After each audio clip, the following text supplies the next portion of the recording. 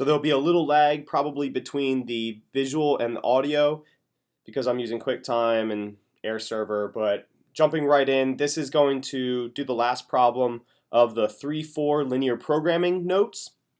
And this is a genuine problem in the sense that everything is given to us in one paragraph. So we're going to need a strategic way to go through the information to get the right parts in the right places and then put it all together and make sense of it to maximize or minimize something. I'm going to scan first for the word maximize or minimize, and that's going to be step 0. So I read everything, and then I realize right there at the end, we want to maximize the number of players at camp. So I want to take that information out of the word problem and put it into the objective function. So that's right here. The number of players at camp. There are two types. You have advanced X and you have intermediate Y. And notice that I made note of those on the side so that I'm consistent throughout my problem. From here, we go back to the start of the word problem and pick out the information to help us come up with our system of constraints. So it costs $75 for each advanced player and $50 for each intermediate player. The coach can spend no more than $13,250, and so that is going to give us this constraint. That inequality will tell us what our budget is. Moving on, we see that Sue can send at least 60 more advanced than intermediate players. So that's kind of worded strangely, but this inequality represents it. Think about this for a moment. If Sue must send at least 60 more advanced than intermediate, then that means the difference between advanced and intermediate should be greater than or equal to 60. Let's take, for example, if they were the same, then x minus y would be greater than or equal to 0, because they would be like the same value. But it's at least, so that's why we use the inequality and not equality.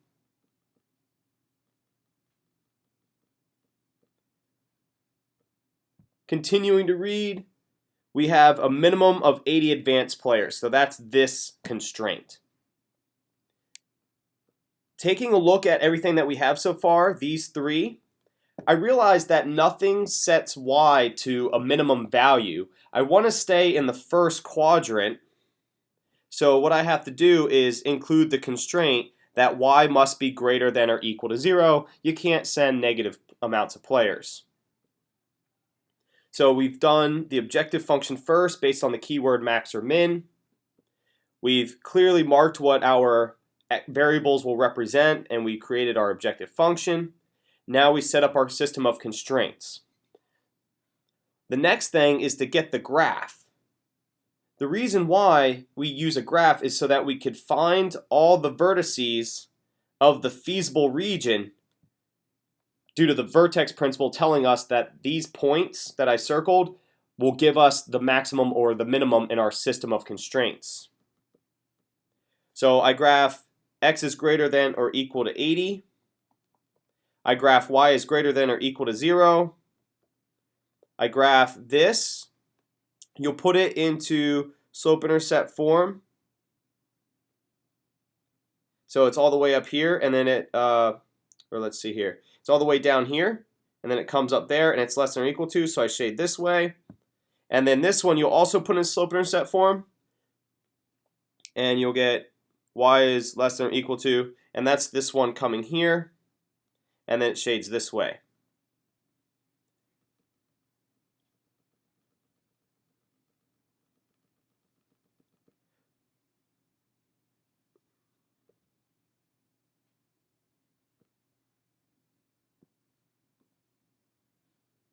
So, especially with this last one, you might ask, like, okay, how do I put that into y equals? You want the calculator to do as much work as possible because you're going to put this into the calculator anyway so that you could get this graph. So you're going to do 50y is less than or equal to negative 75x plus 13,250. And then you're going to divide everything by 50. Now, just let the calculator do all the work. Don't even simplify this if you don't want to. It's not too hard now, but in like this next division, you probably can't do that mental math. I mean, maybe you could divide out the 10 and then go through with the 5, but just leave it like this when you put it into the calculator for like y sub 3, y3 or whatever.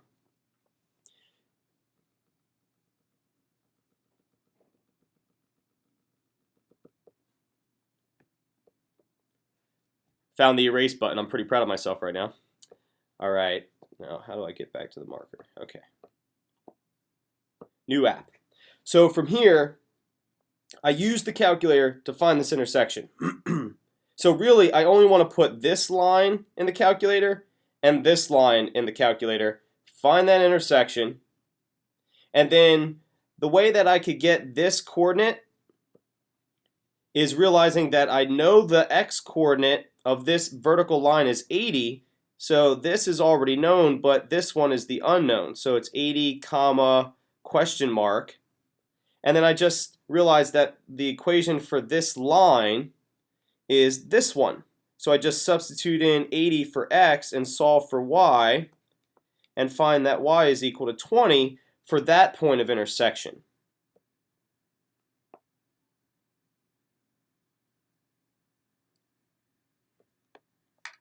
From here, I have my vertices of the feasible region, and then I evaluate them one at a time into the objective function. So this is x, this is y. Substitute them in, and we want to maximize the number of players to send to the camp. That makes sense because the more that can go, the better our team will be because they're getting this extra instruction. And the ordered pair, the vertex rather, that gets this job done is this one right here. So that is our answer. We send 130 advanced and we send 70 intermediate.